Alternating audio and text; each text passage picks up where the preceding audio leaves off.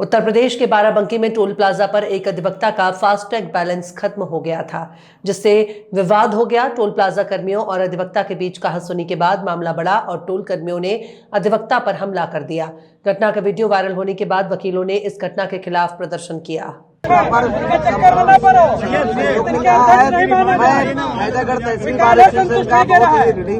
वो हमारे गार्जियन है, आगे की रणनीति जो जैसा वो तय करेंगे वैसा मैं करूंगा। और लखनऊ बार से भी हमारे सम्मानित अधिवक्ता भाई लोग आए हुए हैं, मैं उनको भी अपना गार्जियन मान रहा हूँ। आगे के दिशा निर्देश वो जैसा निर्देशित करेंगे, आगे की कार्रवाई, आगे का आंदोलन वैसे ही होगा। लेकिन एक बात तय है, चाहे मुझे यहाँ अकेले बैठना पड़े, हालांकि मैं अकेले नहीं बैठूंगा, हमारे साथ कई हजारों की संख्या में अधिवक्ता साथी बैठेंगे और ये आंदोलन प्रदेश नहीं देशव्यापी होगा। कल से कलमबंद हड़ताल की घोषणा की जाएगी अगर हमारे सारी मांगे जो 7 सूत्री मांगे हैं पूरी नहीं की गई तो।